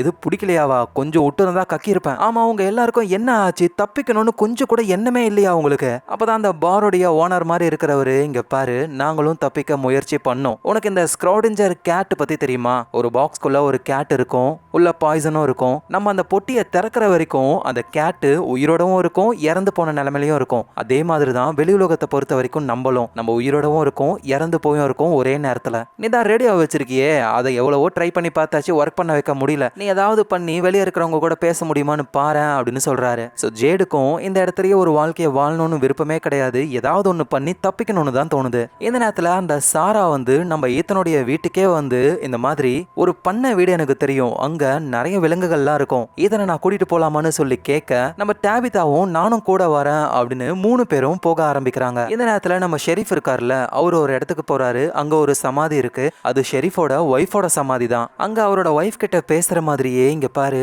என்கிட்ட ஒரு பயங்கரமான ஒரு ஐடியா இருக்கு, ஆனா அது ஒர்க் அவுட் ஆகுமா அப்படின்னு தெரியல. அது ஒர்க் அவுட் ஆச்சுன்னா எல்லாரும் தப்பிச்சிருவோம், இல்லனா எல்லாரோட உயிரும் ஆபத்துல போயிடும். அதான் நான் பண்ணலாமா வேணாமான்னு எனக்கு தெரியல, அதனால ப்ளீஸ் ஏதாவது ஒரு வழியை காட்டு அப்படின்னு கேட்கறாரு. இங்க அந்த சாராவுடைய பிரதர் வந்துட்டு சாரா திரும்பவும் ஏதோ ஒரு கொலை பண்ண போறான்னு புரிஞ்சுக்கிட்டு நேரா டவுன்ல இருக்கிற ஃபாதர் கிட்ட போயிட்டு இதுக்கு முன்னாடி நடந்த விஷயம், அந்த ஸ்க்ரூ டிரைவர்ல ஒருத்தரை போட்டு தள்ளினது, ஹாஸ்பிட்டல் கதவை திறந்ததுன்னு சொன்னதுக்கு அப்புறம் அப்படின்னா சாரா திரும்பவும் ஏதோ ஒன்று பண்ண போறான்னு வேகமா ஃபாதர் அங்க இருந்து போறாரு. சாரா வந்து அந்த பண்ணை வீட்டுக்கு டேபிதாவையும் ஈத்தனையும் கூட்டிட்டு வந்துட்டாங்க. டேபிதாவை அந்த பண்ணை வீட்டுக்குள்ள நைஸா கூட்டிட்டு போயிட்டு உள்ள வச்சு லாக் பண்ணிட்டு இப்ப அந்த ஈத்தனை போட்டு தள்ளலாம் நினைக்கும் பொழுது கரெக்டா அந்த நேரத்துக்கு சாராவுடைய பிரதர் வந்துடுறாரு. இந்த மாதிரி பண்ணாத, சொன்னா கேளுன்னு தடுக்க ட்ரை பண்றாரு. அப்படி சாராவை பிடிக்கும்போது தெரியாதனமா சாரா அவங்க பிரதருடைய கழுத்தையே கிழிச்சு அவ்வளவுதான், அவரு அங்கேயே இறந்து போறாரு. அந்த கேப்ல ஈத்தனும் தப்பிச்சு போக சாராவுக்கு என்ன பண்றதுன்னு தெரியல. பிரதர் இறந்து போனதை நினைச்சு ரொம்ப கஷ்டப்படுறாங்க. இங்க இருந்தா நம்மள பிடிச்சிருவாங்க அப்படின்னு சொல்லி அங்க இருந்து இவங்களும் எஸ்கேப் ஆயிடுறாங்க. சோ ஃபாதர் மூலியமா விஷயத்தை கேள்விப்பட்டு ஜிம்மோ அங்க வராரு. பண்ண வீட்டுக்குள்ள மாட்டிக்கிட்டு இருந்தா அவரோட ஒய்ஃபையும் காப்பாத்த நல்ல வேலையா ஓடி போன ஈத்தன் அவங்க அக்காவான ஜூலிய பாத்துறாரு. சோ சாராவால இப்ப இறந்து போனது அவங்களுடைய பிரதர் மட்டும் தான், சாரா தான் இதை பண்ணிருக்கா அப்படின்னு எல்லாருக்குமே இந்த விஷயம் தெரிஞ்சிருச்சு. சோ நம்ம ஷெரீஃப் அங்க வராரு. ஜிம் மூலியமா எல்லா விஷயத்தையும் தெரிஞ்சுக்கிட்டு நீங்க ஒன்னும் கவலைப்படாதீங்க, அவ திரும்ப வந்தா அவளை நாங்க பாத்துக்கிறோம். ஜிம்மோ அப்படி அவ திரும்ப வரலன்னா அதுக்குள்ள நைட் டைம் ஆயிடும், அந்த கிரியேச்சர்ஸ் சாராவை பாத்துக்கோங்க. ஆனா இருந்தாலும் ஜிம்மோட மனசு கேட்கல, நேரா வீட்டுக்கு வராரு. இப்பதான் ஜிம்மோட ஒய்ஃப் டேபிதா அவங்க கேட்கணும்னு நினைச்சா அந்த கேள்வி எழுதுறாங்க, அந்த கிராஷ்ல நம்ம உயிர் பொழைச்சோமா இல்லையா அப்படின்னு. ஒருவேளை அந்த கிராஷ்லயே இவங்க இறந்து போய் இப்ப நடக்கிற எல்லாமே ஆஃப்டர் லைஃப்ல நடக்குதோ அப்படின்ற மாதிரி அவங்களுக்கு தோணுது. எங்க நம்ம ஷெரீஃபும் ரெஸ்டாரண்ட்டுக்கு வராரு. அங்க சோகத்துல நம்ம டாக்டர் கிறிஸ்டி இருக்காங்க. என்ன ஆச்சுன்னு கேட்கும்போது தான் சாரா இந்த வேலையை பண்றதுக்கு முன்னாடி என்கிட்ட தான் மத்தவங்களுக்கு நல்லது பண்றதுக்கு ஒரு கெட்டது பண்ணலாமான்னு கேட்டா நானும் பண்ணலான்னு சொன்னேன். சோ அவ இப்படி பண்றதுக்கு ஒரு வகையில நானும் காரணம் அப்படின்னு சொல்ல ஷெரீஃபும் நடந்ததுக்கும் உனக்கும் எந்த சம்பந்தமும் இல்ல அப்படின்னு சமாதானப்படுத்த ட்ரை பண்ணும்பொழுது அங்க இருந்த அந்த ஜூக் பாக்ஸ், அந்த மியூசிக் பாக்ஸ், அதுல திடீர்னு லைட் ஆகி மியூசிக் பிளே ஆகுது. உடனே நம்ம ஷெரீஃப் என்னோட ஒய்ஃப் அந்த பிளான் ஒர்க் அவுட் ஆகணும் வழி காமிச்சிட்டா அப்படின்னு சொல்றாரு. இறந்து போன சாராவோட பிரதருக்கு இறுதி மரியாதையெல்லாம் பண்ணி அவரோட உடம்ப புதைக்கிறாங்க. எங்க நம்ம ஜேடும் கையில ரேடியோவை வச்சுக்கிட்டு அதை எப்படி ஒர்க் பண்ண வைக்கிறது அப்படின்னு ஆளு சுத்திக்கிட்டு இருக்காரு. டவுன்ல இருக்கிற ஃபாதரும் அங்க இருக்கிற மக்களுக்கெல்லாம் அவரால் முடிஞ்ச வரைக்கும் மக்களுக்கு நம்பிக்கையை கொடுக்கறாரு. நம்ம ஜிம்மோடைய ஒய்ஃபான டேபிதா அங்க வந்து ஃபாதர் உண்மையிலே நம்ம இறந்து போயிட்டோமா இல்ல உயிரோட இருக்கோமா அப்படின்னு சொல்லி கேட்கறாங்க. ஃபாதராலேயே இதுக்கு ஒரு கரெக்டான பதில சொல்ல முடியல. அதோட ஃபாதர் சாரா இப்ப எங்க இருக்கா, அவளை கண்டுபிடிச்சிட்டீங்களான்னு சொல்லி கேட்க சாரா எங்க இருக்கான்னு தெரியல, ஆனா நேத்து நைட்டே சாரா கண்டிப்பா அந்த கிரியேச்சர்ஸ் மூலியமா இறந்து போயிருக்கணும்னு சொல்றாரு. சரின்னு டேபிதா அங்க இருந்து போனதுக்கு அப்புறம் ஃபாதர் சர்ச்சோடைய அண்டர் கிரவுண்டுக்கு போறாரு. பார்த்தா அங்க சாராவை கட்டி போட்டு வச்சிருக்காரு. சோ இவர் வந்து சாராவை பிடிச்சிட்டாரு போல. இந்த நேரத்துல சாராவுடைய பிரதரோட உடம்ப புதைச்சுக்கிட்டு இருக்கிற நம்ம ஷெரீஃபும் அவரோட அசிஸ்டண்டான கென்னியும் ஷெரீஃப் அவரோட ஐடியாவை சொல்ல ஆரம்பிக்கிறாரு. என்ன அப்படின்னா அந்த டைல்ஸ் மேன்ன்ற அந்த கல்லு நம்ம வீட்டுல மட்டும் கிடையாது, அன்னைக்கு நைட்டு ஆர்வி வேனுக்குள்ளயும் அது ஒர்க் அவுட் ஆச்சு, கிரியேச்சர்ஸால உள்ள வர முடியல. சோ இங்க இருந்து நம்ம எஸ்கேப் ஆகணும்னா தப்பிக்கிற வழியை தேடி போகணும். ஆனா கொஞ்ச தூரம் போறதுக்குள்ளேயே இருட்டிடுது. சோ அதனால டைல்ஸ் மேனை என் கூடவே எடுத்துட்டு போய் இருட்டும் பொழுது ஒரு டென்ட் போட்டுக்கிட்டு டைல்ஸ் மேனை யூஸ் பண்ணா அந்த பேய்களால என்ன எதுவும் பண்ண முடியாது. அடுத்த நாள் எழுந்து நான் தொடர்ந்து தப்பிக்கிறதுக்கான வழியை பத்தி யோசிப்பேன்ல இப்படின்னு இவரோட ஐடியாவை சொல்றாரு. ஆனா கென்னிக்கு இது ஒரு நல்ல ஐடியாவா தோணல. மேபி ஒர்க் அவுட் ஆகலனா என்ன பண்றதுன்னு எதுவும் பேசாம அங்க இருந்து போயிடுறாரு. இந்த நேரத்துல நம்ம ஜிம் இருக்காருல, அவரு வீட்டுல ஒரு விஷயத்த நோட் பண்றாரு. இருக்கிற ஒயர் எல்லாமே வெறும் டம்மி, காப்பர் காயிலே இல்ல. அப்புறம் எப்படி இந்த டவுன்ல இருக்கிற எல்லா வீட்டுக்கும் கரண்ட் வருதுன்னு குழம்பி போறாரு. இந்த விஷயத்த டாபிதா கிட்டயும் சொல்ல அவங்களும் அப்ப இந்த கரண்ட் எங்க இருந்து வருதோ அதை கண்டுபிடிச்சிட்டா வெளியே போறதுக்கான வழியை கண்டுபிடிக்க முடியும்ல அப்படின்னு தோணுது. கரெக்டா அப்பதான் அவங்க வீட்டுக்குள்ள ரேடியோவெல்லாம் எடுத்துக்கிட்டு நம்ம ஜேடு வராரு. ஜேட பார்த்த உடனே டாபிதா அந்த கிராஷ் ஆனதுக்கு காரணமே நீங்க ஓடிட்டு வந்த கார் தான். ஜேடும் இங்க பாருங்க, நான் ஓடிட்டு வரல, என் ஃப்ரெண்டு தான் ஓடிட்டு வந்தான். அதோட நான் இங்கேயே இருக்கணும்னு விருப்பப்படவே இல்லை. எனக்கு நீங்க ஹெல்ப் பண்ணீங்கன்னா நம்ம எல்லாருமே சேர்ந்து இங்க இருந்து தப்பிக்கலாம். ஸோ இந்த ரேடியோவை ஒர்க் பண்ண வச்சு வெளியே இருக்கிறவங்க கூட கான்டாக்ட் பண்ணலாம், அதுக்கு ஹெல்ப் பண்றீங்களான்னு சொல்லி கேட்க ஜிம்மோ ஹெல்ப் பண்றேன்னு சொல்றாரு. ஸோ கிராஷ் ஆன கார் இருக்குல்ல, இந்த கார் தான் ஆர்வி வேன் குறுக்க வந்திருக்கும், ஆர்வி வேனும் கிராஷ் ஆகிருக்கும். ஸோ அந்த கார்ல இருந்து தேவையான ஒயரிங் எல்லாத்தையும் இவங்க எடுத்துக்கிறாங்க. இதே நேரத்தில் ஜிம்மோடைய ஒய்ஃப் டாபிதாவும் அவங்க பையன் ஈத்தனை கூட்டிட்டு ரெஸ்டாரண்ட்ல இருக்கிற ஸ்டோரேஜ் ரூமுக்கு போறாங்க. தேவையில்லாத பழைய பொருளெல்லாம் அங்க வைக்கலாம் போல. அங்க வச்சுட்டு அப்படியே அங்க இருந்து வரலாம்னு நினைக்கும் போதுதான் ஒரு பிரேஸ்லெட்டை பார்க்குறாங்க. டாபிதா அப்படியே ஷாக் ஆகுறாங்க. எங்க ஜிம்மும் ஜேடும் அந்த ரேடியோவை ஒர்க் பண்ண வைக்கிறதுக்காக ட்ரை பண்றாங்க. டிரான்ஸ்மிட்டரை வந்துட்டு ரொம்ப உயரமான இடத்துல இருக்கணும். அதனால ஒரு பெரிய மரத்தை பார்த்து நம்ம ஜிம்மு மரத்து மேலே ஏறி டிரான்ஸ்மிட்டரை செட் பண்ணிக்கிட்டு இருக்கும்போது இங்க நம்ம ஜேடுக்கு இல்யூஷன் வர ஆரம்பிக்குது. அந்த மரத்துல இருந்து ரத்தம் கொட்டுற மாதிரியும் மரத்துல நிறைய பேர் இறந்து போன மாதிரியும் அதோட அந்த மரத்துல திரும்பவும் அந்த வித்தியாசமான சிம்பிள்லாம் இருக்கு. ஒரு பழைய ராணுவ வீரருடைய ட்ரெஸ்ஸை போட்டுக்கிட்டு ஒருத்தர் நம்ம ஜேடை ஷூட் பண்ண வராரு. ஜேடு தெரிச்சுக்கிட்டு ஓடுறாரு. ஆனா ஜேட புடிச்சு கொல்ற மாதிரி இல்யூஷன் வருது. ஆனா பார்த்தா அங்க இருக்கிறது நம்ம ஜிம்மு தான். அவ்வளவுதான், என்ன ஆளை விடுங்கடான்னு அங்க இருந்து தெரிச்சு ஓடி போயிடுறாரு ஜேடு. இந்த நேரத்துல ஃபாதர் சாரா கிட்ட உனக்கு ஏதோ ஒரு வாய்ஸ் கேக்குதுன்னு உன்னோட பிரதர் என்கிட்ட சொன்னான். இந்த டவுன்ல எல்லா புக்ஸும் இருக்கு, ஆனா பைபிள் மட்டும் இல்ல. பைபிள் மொத்தம் 73 புக்கா இருக்கு. நம்ம இங்க வாழ்ற இந்த உலகத்துக்காக 74வது ஒரு புக்கு இருக்கணும். அதுலதான் நம்ம தப்பிக்க வழியும் இருக்கும். அந்த குரல்கள்லாம் உனக்கு மட்டும் ஏன் கேக்குது அப்படின்னு சொல்லி கேட்க சாராவும் அதெல்லாம் எனக்கு தெரியாது, திடீர்னு இந்த குரல்கள் கேட்க ஆரம்பிச்சுது.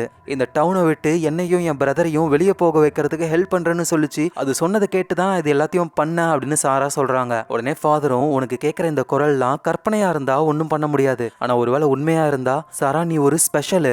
இந்த விஷயத்த எல்லார்கிட்டையும் சொன்னா உன்னை யாரும் எதுவும் சொல்ல மாட்டாங்க, நீயும் நிம்மதியா வாழலாம். ஆனா அதுக்கு ப்ரூஃப் வேணும். யாருக்குமே தெரியாத ஒரு விஷயத்த நீ அந்த குரல்கள் மூலியமா கேட்டு என்கிட்ட சொல்லணும். இதை மட்டும் பண்ணனா நம்ம ஷெரீஃப் கிட்ட இந்த விஷயத்த சொல்லலாம் அப்படின்னு சொல்லும் பொழுது திடீர்னு சாராவுக்கு உடம்பெல்லாம் ஒரு மாதிரி பண்ண ஆரம்பிக்குது. பேப்பர் பெண்ணை கொண்டு வாங்கன்னு சொல்றாங்க.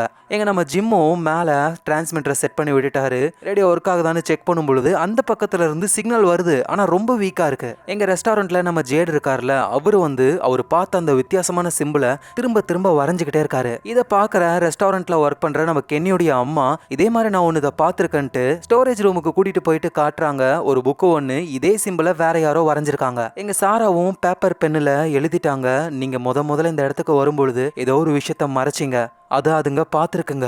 அவ்வளோதான், ஃபாதரு ஷாக்ல இருக்காரு. எங்க நம்ம ஜிம்மு வீட்டுக்கு வந்துடுறாரு. பார்த்தா அவரோட ஒய்ஃப் டாபிதா பேஸ்மெண்ட்ல இருக்காங்க, பள்ளம் தோண்டிக்கிட்டு இருக்காங்க. ஒயரை ஃபாலோ பண்ணி கரண்ட் சப்ளை எங்கிருந்து வருதுன்னு செக் பண்ண போறாங்களாம். அதோட நிறுத்தவே மாட்டாங்களாம், தோண்டிக்கிட்டே இருக்க போறாங்களாம். அதோட ஜிம் ஸ்டோரேஜ் ரூம்ல நான் ஒரு விஷயத்த கண்டுபிடிச்சேன் பாருன்னு சொல்ல அவரும் பாக்குறாரு. ஏய், நீ இது எனக்கு செஞ்சு கொடுத்த பிரேஸ்லெட் மாதிரியே இருக்கு, ஆனா அது அப்பயே தொலைஞ்சு போயிடுச்சுல. ஜிம் மாதிரிலாம் கிடையாது, நான் செஞ்சு கொடுத்த பிரேஸ்லெட் தான் அது. ஆனா அது எப்படி இங்க வந்திருக்கு? ஒருவேளை நீ செஞ்ச பிரேஸ்லெட் மாதிரியே வேற ஒன்னா கூட இருக்கலாம்ல. அதுக்கெல்லாம் வாய்ப்பே இல்லை. இந்த பிரேஸ்லெட் செய்யும்பொழுது நான் ஒரு தப்பு பண்ணேன், அந்த தப்பு கூட அப்படியே இருக்கு பாரு, இந்த இடத்துல இந்த முடிச்சு வராது. ஸோ நான் உனக்காக செஞ்ச அந்த பிரேஸ்லெட் இங்கே இருக்குன்னா நம்ம இங்கே வரணும்னு எழுதப்பட்டிருக்கு. அப்படின்னா நடக்கிற எல்லாமே ஏதோ ஒரு விஷயத்துக்காக தான் நடக்குது. அது என்னன்னு நம்ம கண்டுபிடிக்கணும், எப்படியாவது தப்பிக்கணும் அப்படின்னு டாபிதா சொல்றாங்க. எங்க நம்ம ஃபாதரு ஒரு இடத்துக்கு போயிட்டு பள்ளம் தோண்டி அங்கேருந்து ஒரு பேக் எடுக்கிறாரு. ரத்த கரையோட ஒரு ட்ரெஸ்ஸும் அதோட ஒரு சாக்லேட்டும் இருக்கு. அந்த சாக்லேட்ல இருக்கிற கேரக்டர் மாதிரியே தான் சாரா வரைஞ்சிருக்காளே. ஸோ சாராவுக்கு கேட்குற அந்த வாய்ஸ்லாம் உண்மைதான் அப்படின்னு ஃபாதரும் நம்புறாரு.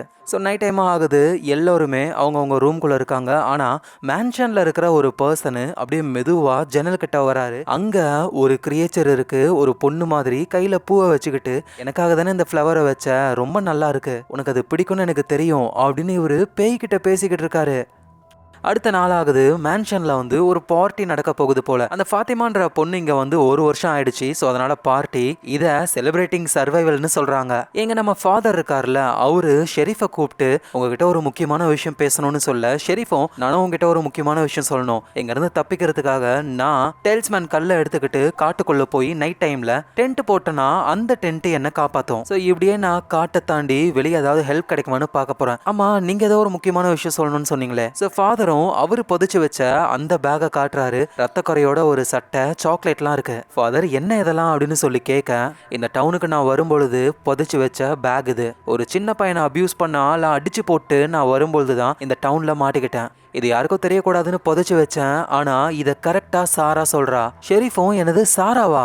ஆமா, சாரா என்கிட்ட மாட்டிக்கிட்டா, நான் தான் கட்டி போட்டு வச்சிருக்கேன். ஷெரீஃப் கடுப்பாகிறாரு. கன் பாயிண்ட்ல புடிச்சு ஃபாதரை ஏன் இந்த மாதிரி பண்ணீங்கன்னு சொல்ல, இங்க பாருங்க, நான் புதைச்சு வச்சது சாராவுக்குலாம் தெரிய வாய்ப்பு இல்லை. ஏன்னா நான் வந்ததுக்கு அப்புறம் தான் சாராவே இந்த டவுனுக்கு வந்தா. அப்படி இருக்கும் பொழுது யாரு சாராவுக்கு சொல்லிருப்பா? அதுங்க பேசுறது சாராவுக்கு கேக்குது அப்படின்னா உங்க கூட காட்டுக்கு நானும் சாராவும் வரும். சாராவுக்கு கேட்கிற அந்த குரலை வச்சு நம்ம இங்க இருந்து தப்பிக்க முயற்சி பண்ணலாம் அப்படின்னு சொல்றாரு. இந்த நேரத்துல மேன்ஷன்ல வந்து பார்ட்டி நடந்துகிட்டு இருக்கு. அதே மாதிரி ஜன்னல் கிட்ட ஒரு பெண்ணுடைய உருவம். மேன்ஷன்ல இருக்கிற ஒரு ஆள் தான் தினமும் பூ வைப்பாரு. அந்த பேய் கோச்சிக்குச்சு. என்ன நீ உள்ளேயே விட மாட்டற, வெளியவே இருந்து பாக்குற, உள்ள வரணும்னு எனக்கும் ஆசையா இருக்கு தெரியுமா அப்படின்னு அவரோட ஆசையை தூண்ட ஆர்வ கோளாறு போயிட்டு ஓப்பன் பண்ண, அவ்வளவுதான், அதுங்க உள்ள வந்து அவரை காலி பண்ணிட்டு மீதி இருக்கிற எல்லாரையுமே போட்டு தள்ள போகுதுங்க. எங்க நம்ம ஜிம்மோட ஒய்ஃப் இருக்காங்கல்ல, அவங்க பேஸ்மெண்ட்ல பள்ளம் தோண்டிக்கிட்டு சும்மா அடி ஆழத்துக்கு போய்கிட்டு இருக்காங்க. அவர் அந்த ஜேடு வந்துட்டு ஒரு புக்கை கண்டுபிடிப்பார்ல, இவர் வரைஞ்ச சிம்பிள் மாதிரியே இருக்குமே, அந்த புக்கை பார்க்கும்போது தான் ஒரு பேஜஸ் ஒட்டிக்கிட்டு இருக்கு. அதுக்கு இடையில இருந்து ஒரு போட்டோவை கண்டுபிடிக்கிறாரு. ஒரு பர்சனுடைய போட்டோ, பின்னாடி ஒரு பையன் கையில லஞ்ச் பாக்ஸ் மாதிரி வச்சிருக்க. இதை பார்த்த உடனே புரிஞ்சுக்கிறாங்க அது விக்டர்னு. கரெக்டா இந்த நேரத்துல விக்டர் மேன்ஷன்ல ஒரு ரூம்ல இருக்காரு. அங்க நம்ம ஜிம்முடைய பொண்ணு ஜூலி வராங்க. முதல்ல என் தம்பி கிட்ட ஏதோ ஒன்று சொன்னீங்கல்ல, ஏதோ மரம்லாம் நகருது அப்படி இப்படின்னு, உண்மையிலே நீங்க யாரு, என்னதான் பண்றீங்க அப்படின்னு சொல்லி கேள்விகளை கேட்கறாங்க. ஆனா அவரு பதிலுக்கு எதுவும் சொல்ற மாதிரி இல்ல. அப்பதான் வெளியே அலற சவுண்டு. என்னடான்னு பார்த்தா அதான் திறந்து விட்டாரே, உள்ள வந்து எல்லாரையும் காலி பண்ணிக்கிட்டு இருக்குங்க. அதுவும் சிரிச்ச மாதிரியே ஒரு பேய் ஒன்று இருக்கு. அதை பார்த்தாலே கொடூரமா இருக்கு. ஸோ விக்டரும் வந்து நம்ம இங்க இருந்தா மாட்டிப்போம், என் கூட வா அப்படின்னு சொல்லி ஜன்னல் வழியா கீழே இறங்கி ஜூலியை கூட்டிட்டு அவரு காட்டுக்குள்ள போறாரு. அந்த சின்ன பையனோட உருவத்தை ஃபாலோ பண்ணி எங்க மேன்ஷன்ல நிறைய பேர் அந்த கிரியேச்சர்ஸ்னால சாக ஆரம்பிக்கிறாங்க. நல்ல வேளையா நம்ம ஷெரீஃபோட பையன் அப்படியே மாடியில இருந்து கீழே குதிச்சு ஃபாத்திமா கூட சேர்ந்துக்கிட்டு ஒரு ரூம்குள்ள கதவை க்ளோஸ் பண்ணி டெய்ல்ஸ் மேனை யூஸ் பண்றாங்க. எங்க நம்ம விக்டர் என்ன பண்றாருன்னா ஜூலியை கூட்டிட்டு நேரா அந்த டெலிபோர்டேஷன் பண்ற மரம் இருக்கும்ல, அந்த மரத்துடைய ஓட்டைக்குள்ள நீ உள்ள போ அப்படின்னு சொல்லி அனுப்பி விடுறாரு. உள்ள போனவங்க டெலிபோர்ட் ஆகி இந்த டவுனுக்கு பின்னாடி ஒரு பங்கர் ஒன்று இருக்கும்ல, அதுக்குள்ள வந்துடுறாங்க. ஜூலிக்கு எதுவும் புரியல, நம்ம மரத்துக்குள்ள தானே ஒளிஞ்சுக்கிட்டு இருந்தோம், எப்படி இங்க வந்தோன்னு. இந்த நேரத்துல டவுன்ல நம்ம ஃபாதரும் ஷெரீஃபும் பேசிக்கிட்டு இருக்கும்போது மேன்ஷன்ல இருந்து அந்த கிரியேச்சர்ஸ் கிட்ட தப்பிச்சு வந்த ஆட்கள் எல்லாருமே சர்ச்சுக்கு தான் வராங்களே. ஃபாதரும் ஷெரீஃபும் எல்லாரையும் உள்ள கூப்பிட்டுக்கிறாங்க. ஆனா பின்னாடியே அந்த கிரியேச்சர்ஸும் வந்திருக்குங்க. அது ஃபாதரை ஒரு போடு போட அவ்வளவுதான், கழுத்தெல்லாம் கிழிச்சுக்கிட்டு ஃபாதர் சாகிற நிலைமைக்கு போறாரு. ஆனா ஷெரீஃப் ஃபாதரை உள்ள கூட்டிட்டு வந்து டோரை க்ளோஸ் பண்ணிடுறாரு. பட் ரத்தம் அதிகமா போகி ஃபாதர் அங்கேயே இறந்து போறாரு. அடுத்த நாள் ஆகுது. ஃபாதர் இறந்து போனதை நினைச்சு நம்ம ஷெரீஃப் ரொம்ப சோகமா இருக்காரு. ஸோ இந்த இடத்துல இருந்து தப்பிக்க ஒரு வழியை கண்டுபிடிக்கணும் அப்படின்னு காட்டுக்குள்ள போக போறாரு. ஆனா இவர் மட்டும் தனியா போகல, அந்த சாரான்ற பொண்ணையும் கூட்டிட்டு போறாரு. ஆனா திடீர்னு அவருக்கு அவரோட பையன்கிட்ட பாய் சொல்லணும் அப்படின்ற மாதிரி தோணுது. ஸோ அதனால காட்டுக்குள்ளேயே ஒரு கேபின் ஒன்று இருக்கு, அதுல சாராவை விட்டுட்டு நீ இங்கேயே இரு, நான் சீக்கிரம் வந்துருவேன் அப்படின்னு சொல்லி திரும்ப இவரு டவுனுக்கே வராரு. இந்த நேரத்துல நம்ம ஜிம்மோட ஃபேமிலி அவங்க கிட்ட தான் ஜூலி இருக்காங்களே. ஜூலி கிட்ட நீ எப்படி மேன்ஷன்ல இருந்து தப்பிச்சேன்னு சொல்லி கேட்க, அந்த விக்டர் தான் எனக்கு ஹெல்ப் பண்ணாரு, காட்டுக்குள்ள கூட்டிட்டு போனாரு, ஒரு மரத்துக்குள்ள போன்னு சொன்னாரு. போனா டக்குன்னு பார்த்தா நான் பங்கருக்குள்ள இருந்தேன், எப்படின்னே தெரியல. உடனே அந்த குட்டி பையன் ஈத்தனும், ஓ தி ஃபாரவே ட்ரீயா, விக்டர் என்கிட்ட அதை பத்தி சொல்லியிருக்காரு, அதுக்குள்ள ஒரு கல்லை தூக்கி போட்டா அது வேற ஒரு இடத்துல இருந்து விழும், அதே மாதிரிதான் நீ உள்ள போன வேற ஒரு இடத்துல இருந்து வந்திருக்க, விக்டர் வேற எங்கேயாவது இருந்திருப்பாரு, நம்ம விக்டரை கண்டுபிடிக்கணும்னு சொல்ல. இதெல்லாம் கேட்கிற ஜூலிக்கு ஒரு மாதிரி ஆகுது, ரொம்ப பயப்படுறாங்க. எந்த நேரம்னு பார்த்து வீட்டுக்கு நம்ம ஜேடு வராரு. அவர் தான் இந்த சிம்பிள் போட்டோவெல்லாம் கண்டுபிடிச்சாருல, அவரு ஜூலி கிட்ட இதை பத்தி பேசலான்னு வந்தா ஜிம் விட மாட்டாரு. சொன்னா கேளு, பேசுற நிலைமையில ஜூலி இல்ல. இந்த சிம்பிள்ஸ் இதெல்லாம் விட்டு தள்ளிட்டு அந்த ரேடியோல ஃபோக்கஸ் பண்ணு, நம்ம மரத்துல செட் பண்ணோம்ல, அதுல எனக்கு சிக்னல் கிடைச்சது, ஆனா ரொம்ப வீக்கா இருந்தது, சோ அதனால நமக்கு ரொம்ப உயரமான பில்டிங் வேணும் அப்படின்னு சொல்ல ஜேடோட மைண்டும் ரேடியோ பக்கம் திரும்புது. இவங்க அந்த மேன்ஷனுக்கு போறாங்க. டோனா கிட்ட இந்த மாதிரி ரேடியோவை பத்தி சொல்ல அவங்களும் என்ன வேணாலும் பண்ணிக்கோங்கன்னு சொல்லிடுறாங்க. ஏன்னா மேன்ஷன்ல நடந்த பிரச்சனைனால இப்ப இங்க இருந்த மக்கள்லாம் டவுன்ல தான் இருக்காங்களே. எங்க காட்டுக்குள்ள இருந்து வெளியே வந்த நம்ம ஷெரீஃப் அவரோட பையனை பாக்குறாரு. நான் காட்டுக்குள்ள ஒரு முக்கியமான விஷயமா போறேன், நீ என்கிட்ட எதுவும் சொல்ல ஆசைப்படுறியா அப்படின்னு சொல்லி கேட்க அவரு கண்டுக்கிற மாதிரியே இல்ல. இதுக்காகவா இவ்வளவு தூரம் வந்தோம் அப்படின்ற மாதிரி ஷெரீஃப் சோகமா திரும்ப காட்டுக்குள்ள போக அவதான் ஃபாத்திமா வந்து நடந்த விஷயத்த யோசிச்சுப்பாரு, உங்க அப்பா மேல ஒரு தப்பு கூட கிடையாது அப்படின்னு சொல்லதான் ஷெரீஃபோட பையனும் யோசிக்கிறாரு நடந்த விஷயங்களை. இதே மாதிரி ஒரு ரோட் ட்ரிப்புக்கு தான் நம்ம ஷெரீஃப் அவரோட ஒய்ஃப் பையன் வந்துகிட்டு இருந்தாங்க. குறுக்கம் மரம் விழுந்து ரிட்டர்ன் போறேன்ட்டு இந்த டவுன்ல வந்து மாட்டிக்கிட்டாங்க. ஃபர்ஸ்ட் ஃபாதர் தான் பாக்குறாங்க. ஃபாதர் தான் வந்து நைட் டைம் ஆக போகுது, எங்க கூட வாங்க இல்லைன்னா உங்க உயிரே போயிடும் முடியும் அப்படின்னு ஒரு பேஸ்மெண்ட்ல இவங்க தங்குறாங்க. ஏன்னா இந்த டைம்ல வந்து டெல்ஸ்மேன்ன்ற அந்த கல்லுலாம் கிடையாது, மொத்தமா மூடி இருக்கிற ஒரு இருட்டான பேஸ்மெண்ட்ல தான் இருக்கணும். சோ அடுத்த நாள் ஆனதுக்கு அப்புறம் வெளியே வராங்க. பேஸ்மெண்ட்ல இல்லாம வெளியே இருந்தவங்க எல்லாம் இறந்து போறாங்க. நம்ம ஷெரீஃபும் ரொம்பவே பயப்படுறாரு. அதோட அங்க இருக்கிற மக்கள்லாம் ஒரு ஆர்கனைஸ்டா இல்லாம சுயநலமா இருக்காங்களா. சோ ஷெரீஃப் தான் எல்லாருக்கிட்டையுமே பேசி ஒரு ரூல்ஸை கொண்டு வராரு. அந்த டவுனுக்கு ஷெரீஃபாவும் மாறுறாரு. சோ சில பொறுப்புகளையும் ஏத்துக்கிட்டு பகல் டைம்ல காட்டுக்குள்ள போய் தேவையான ஏதாவது ஒரு பொருள் கிடைக்குமா அப்படின்னு ட்ரை பண்ணும்போது தான் அவரு கண்ணுக்கு ஒரு ஜெர்மன் ஷெப்பர்ட் டாக் தெரியுது. இதை தான் நம்ம ஸ்டார்டிங்ல பார்த்திருப்போம். அந்த டாகை ஃபாலோ பண்ண போறேன்னு காட்டுக்குள்ள இவரு தொலைஞ்சு போறாரு. நைட் டைமும் ஆகுது. அவ்வளவுதான், அந்த கிரியேச்சர்ஸ் கிட்ட மாட்டிப்போன்னு நினைக்கும் போதுதான் ஒரு குகை மாதிரியான ஒரு செட்டப்ல தவறி கீழே விழுறாரு. அந்த குகைக்குள்ள அந்த கிரியேச்சர்ஸ் வரவே இல்லை. சோ என்னன்னு பார்க்கும்போது தான் அந்த குகை ஃபுல்லாவே டெல்ஸ்மேன்ன்ற அந்த கல் இருக்கு. சோ இதுதான் அந்த கிரியேச்சர்ஸை தடுக்குதுன்ட்டு எல்லா கல்லையும் எடுத்துக்கிட்டு அடுத்த நாள் அவரு டவுனுக்கு வந்தா அங்க நம்ம ஷெரீஃபோட ஒய்ஃப் அங்க இருக்கிற எல்லாரையுமே ஷூட் பண்ணிக்கிட்டு இருக்காங்க. இவரும் கன் அவரோட ஒய்ஃபை பாயிண்ட் பண்ணி ஏன் இந்த மாதிரிலாம் பண்றேன்னு சொல்லி கேட்க, ஏன்னா இது எல்லாமே வெறும் கனவு தான், எல்லாரையுமே நான் எழுப்பிக்கிட்டு இருக்கேன் அப்படின்னு அங்கிருந்து இவங்களோட பையன் வராங்க. அந்த பையனையும் ஷூட் பண்ணலான்னு போகும்பொழுது வேற வழி இல்லாம நம்ம ஷெரீஃப் அவரோட பையனுக்காக தான் ஒய்ஃபையே ஷூட் பண்ணி சாகடிக்கிறாரு. ஸோ இதனால தான் நம்ம ஷெரீஃபோட பையன் ஷெரீஃப் மேல கோவமா இருந்தாரு. ஆனா இப்ப எல்லா விஷயத்தையும் நினைச்சு பார்த்து நம்மளை காப்பாற்றணும் தான் நம்ம அப்பா அதெல்லாம் பண்ணிருக்காருன்னு புரிஞ்சுக்கிட்டு ஷெரீஃப் காட்டுக்குள்ள போகும்பொழுதே டக்குன்னு பின்னாடியே பையனும் வந்து அப்பா என்ன மன்னிச்சிருங்க அப்படின்னு சொல்லி கட்டி பிடிச்சி அவங்க அப்பாவை வழி அனுப்பும்பொழுது தான் அங்க இருந்த கேபின்ல சாராவை பாத்துறாரு பையன். நம்ம ஷெரீஃபும் இங்க பாரு இவளை பார்த்ததா நீ வெளியே போய் எதுவும் சொல்லாத, ஏன்னா இவ மூலியமா தான் நம்ம எல்லாருமே இங்க இருந்து தப்பிக்க போறோம், என்ன நம்பு அப்படின்னு சொல்லி பையனை அனுப்பிட்டு சாராவை கூட்டிட்டு அப்படியே காட்டுக்குள்ள தொடர்ந்து இவரு போக ஆரம்பிக்கிறாரு. எங்க டவுன்ல மேன்ஷனை சேர்ந்த ஆட்கள் டவுன் ஆளுங்க எல்லோருமே மேன்ஷனை வந்து சரி பண்ண போறாங்களாம். அதோட நம்ம ஜிம்மும் ஜேடும் வந்துட்டு அந்த டிரான்ஸ்மிட்டரையும் செட் பண்ண போறாங்க. இதுக்கான வேலைகளை எல்லாருமே ஒன்னா சேர்ந்து செய்யலான்னு ஒரு முடிவு எடுக்கிறாங்க. ஸோ அதே மாதிரி எல்லாருமே ஒன்றா சேர்ந்து வேலைகளை பண்ண ஆரம்பிக்கிறாங்க. சாராவை கூட்டிட்டு ஷெரீஃபும் காட்டுக்குள்ள தொடர்ந்து அவரு போய்கிட்டே இருக்காரு. அவதான் சாரா கிட்ட ஏன் இந்த மாதிரிலாம் பண்ணுன்னு சொல்லி கேட்க, ஈத்தனை மட்டும் நான் கொல்லலைன்னா மற்ற எல்லாரையுமே நான் சாகடிச்சிருவேன்னு அந்த குரல் என்கிட்ட சொல்லுச்சு, அதனால தான் நான் இதை பண்ணேன் அப்படின்னு சொல்றாங்க. ஸோ ஷெரீஃபும் புரிஞ்சுக்கிறாரு சாரா நல்லதுக்காக தான் இதை பண்ணிருக்கா, அதை தப்புன்னு கூட தெரியாம. ஸோ அப்படியே தொடர்ந்து இவங்க போய்கிட்டே இருக்கும்பொழுது வித்தியாசமான மரம் ஒன்று, அதுல பாட்டில்லாம் தொங்க விட்டுருக்காங்க. உள்ள சில சீட்டுகள்லாம் இருக்கு. அதை எடுக்கலான்னு ஷெரீஃப் ட்ரை பண்ணும்பொழுது சாராவுக்கு திடீர்னு காதெல்லாம் வலிக்க ஆரம்பிக்குது.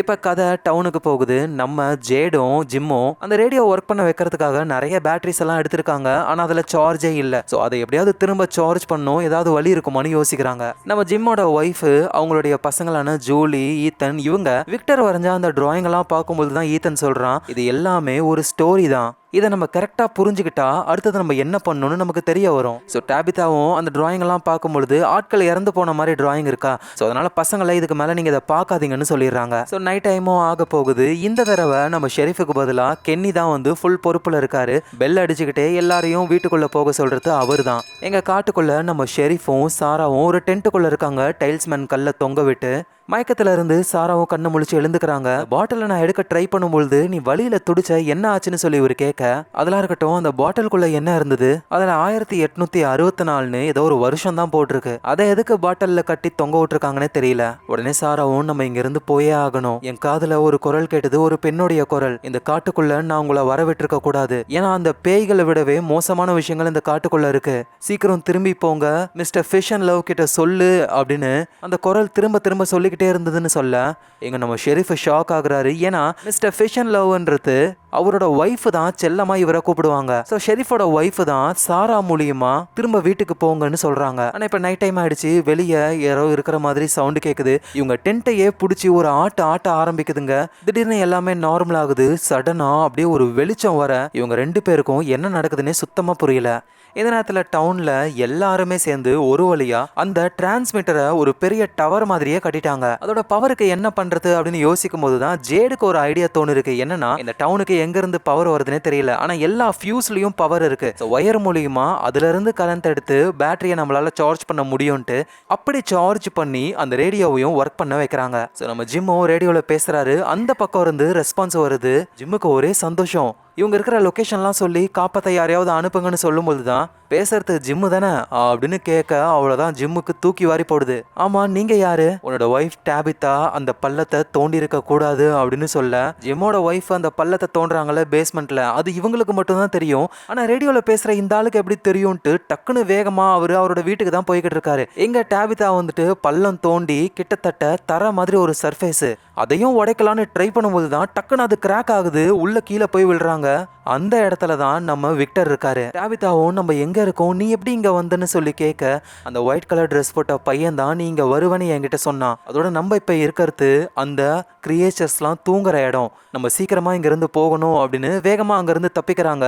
இந்த நேரத்துல மேல அவங்களோட வீட்டுல இருந்த பொருள்லாம் இடிஞ்சு விழுந்து அந்த பள்ளமே மூடுது. ஸோ நம்ம ஜிம் வந்து பார்க்கும் பொழுது அந்த பள்ளம் மூடி போயிருக்கு. அவரோட ஒய்ஃப் உள்ளே விழுந்து இறந்து போயிட்டாங்களோ அப்படின்ற மாதிரி ரொம்ப கஷ்டப்படுறாரு. இந்த நேரத்தில் காட்டுக்குள்ளே இருக்கிற நம்ம ஷெரீஃபும் சாராவும் அவங்க அந்த டென்ட்ல பயங்கரமான வெளிச்சம் வந்தது. இப்போ அடுத்த நாள் ஆயிடுச்சுன்னு வெளியே வராங்க. சுற்றி பார்த்தா காடு முழுக்க இந்த தூசி தும்பட்டையா இருக்கு.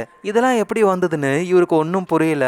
அதோட சாரா வந்து அந்த குரல் சொன்னதை கேட்டிங்களா, நம்ம திரும்ப போகணும். ஆனால் ஷெரீஃப் என்ன சொல்றாருன்னா, உனக்கு கேட்ட குரல் என்னோட ஒய்ஃபோட குரல் தான் அப்படின்னா அவங்க நமக்கு ஹெல்ப் பண்ண ட்ரை பண்றாங்க, வாங்க நம்ம டவுனுக்கே போகலாம். ஆனா ஷெரீஃப் வந்து முடியவே முடியாது. ஒருவேளை அந்த கிரியேச்சர்ஸ் என்னோட ஒய்ஃபோட குரல்ல உங்ககிட்ட பேசியிருந்தா ஒருவேளை நம்ம சரியா தான் போய்கிட்டு இருக்கோமோ, அதை தடுக்க தான் அதுங்க முயற்சி பண்ணுதுங்களோ, நான் தொடர்ந்து போய்கிட்டு தான் இருப்பேன் அப்படின்னு இவர் போகும்போது தான் தூசி தும்பட்டை ரொம்ப அதிகமாகுது. அப்புறம் தான் தெரிய வருது அது தூசி கிடையாது, சிலந்தியோடைய வலை, அதுவும் நிறைய இருக்கு. அந்த வலைகளுக்கு நடுவுல ஏதோ ஒரு பொண்ணு பேசுற மாதிரி இருக்கு. நம்ம ஷெரீஃபும் உள்ள போய் பார்க்கும்போது தான் அது அவரோட ஒய்ஃப்.